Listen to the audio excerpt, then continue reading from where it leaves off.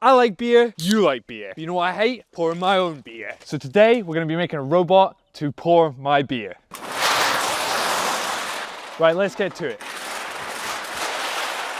So we're gonna start off by making the head. It's 3mm steel and we're gonna plasma it out.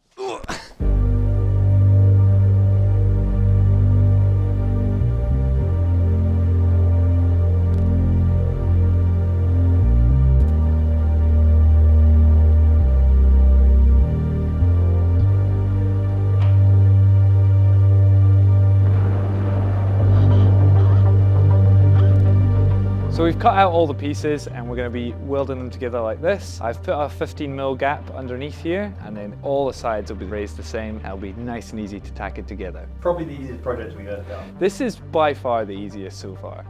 I mean, like, he just handed me a drawing and it's like so easy. It's like just being back in an engineering firm. So I feel like I'm right back in my engineering company, which is lovely because I've been giving wrong drawings and lo and behold, there's a mistake!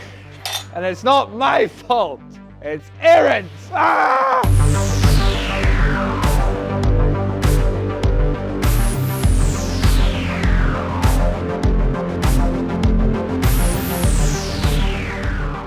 So I cut this spacer, which is 110mm, and it gives us the right size so we can fit the servo motors inside it so the head moves. And then I'm gonna put the other bit on top and then clamp it down, and it's gonna be the perfect size. Even though you gave me wrong dimensions, it's okay. I forgive you.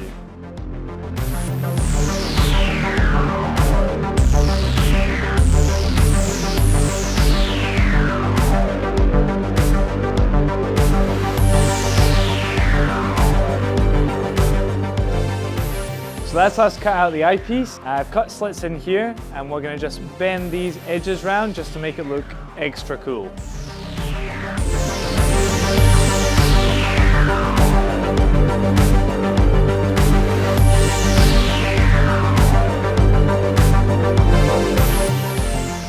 So that is the head seam welded up and we're going to grind all the welds down so it looks pretty.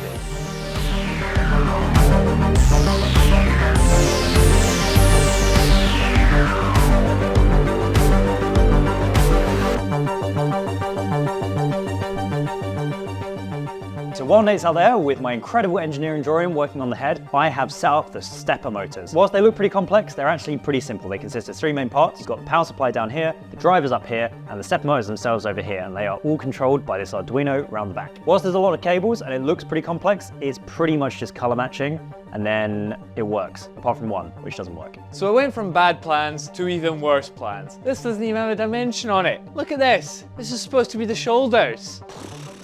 Kids these days, eh? So the real reason we're making this is for the Anjac Sci-Fi Street. We're really excited to be working with them. That's why we're gonna make it out of this crap. We're gonna use this weird angle iron for the main body.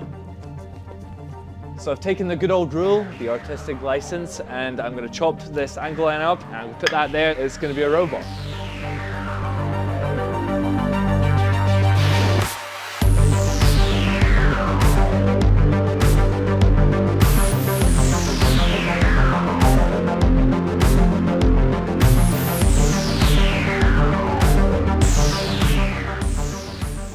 So that's the back plate done for mounting all the stuff on. I'm gonna give it to Aaron, he's gonna do stuff with it.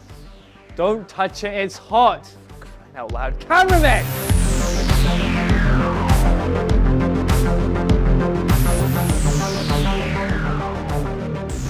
So I've made the head and I've got these 2 stepper motors and I've made a little bracket for them.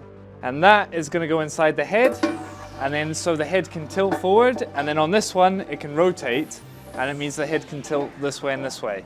So I'm just gonna weld them in because that's how you attach servo motors or whatever they, step-up motors or whatever they're called. I'm an electrician now. Why is that weld so bad, Nate? Because I ran out of 80-20 mix and now I have to use argon.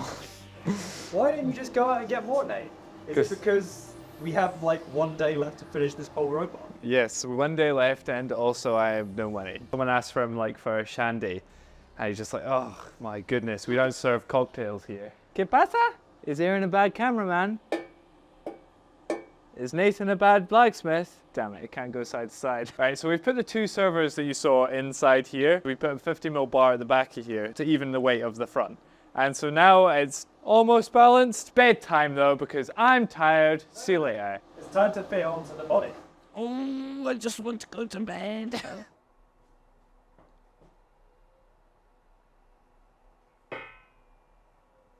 Aaron keeps on going saying day 3. It's not day 3, it's day 2.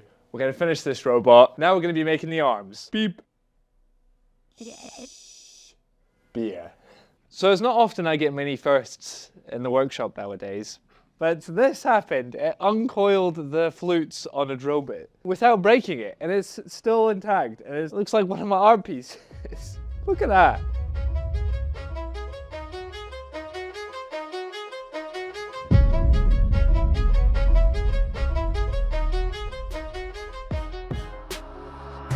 While Nate's been working on the upper arm, I have been putting together the lower arm. So Nate's made these brackets and I'm adding these 2 ears onto them. You can tell I added it on because the welding is absolutely atrocious. I've then made these 2 T-bars with holes in the ends, and these will fit into the stepper motors to twist the hands for the wrists. And then I've got these guide bars which are going to go in as well. This is sort of how the bones in like your forearm will work, so that's why I've built it like this.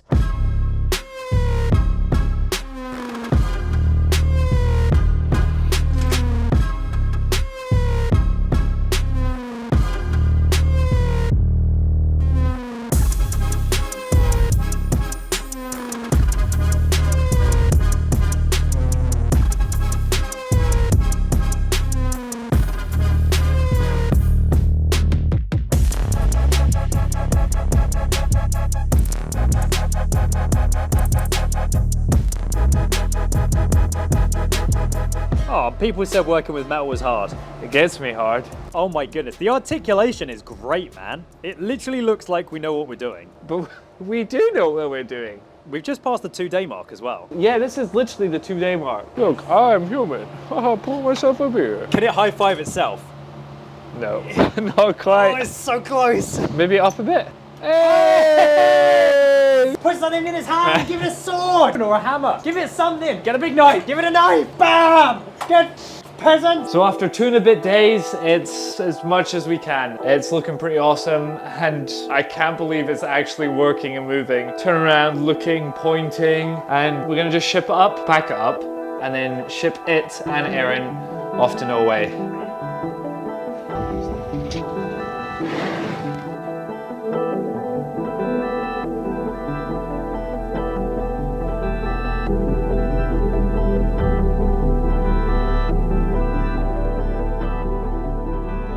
We didn't have time to paint it over here, so Aaron painted it and scuffed it up over there to make it look a little bit worn and used. Earlier in the video, I put a bar in to counterbalance the head. This is so when we put the aperture light in, it was perfectly balanced. And I guessed it pretty well, which I'm pretty proud of. Look at me, I'm a smart boy. So these lights came with a magnetic diffusion, and I took that off and put it on the outside of the robot, which actually made it look really cool. I've also used a magic arm to attach its hand. Again, just because you sort of need something that's like a bit dexterous and I can tweak rather than having to make the tweaks in software. I can just do it mechanically with the magic arm. So to figure out how much the stepper motor moves, I just use the iPhone app and I put it on and then I move the arm and it goes from this point, which is 0, to 4 degrees. I'm sure that won't cause issues later. So this fancy looking beer you might not have seen before, and that's because Bengay Brewing made it for this project. And they've got their own YouTube channel to show how it's made. We've been trying for like 4 hours now and hopefully it's like 30 minutes away. In fact, was not 30 minutes away. Time optimist Maximus.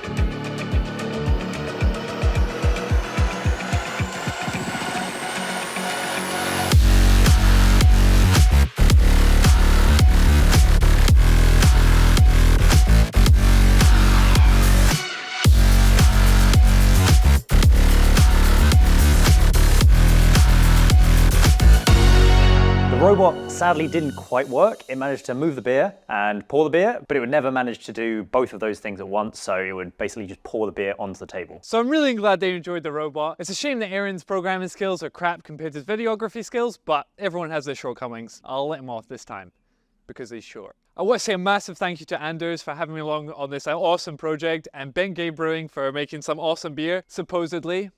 I never got any. What's with that? Huh? Deal with that, Nate. You might think that the robot is looking a bit sparse, and that's because HMRC stole half the bloody robot. Its arms are gone, its chest is gone, everything's pretty much gone. The lights. And to everyone else, thanks so much for watching. I hope you loved it. And it looks like I'm gonna have to pull my own beers from now on. What about that robot? Oh yeah.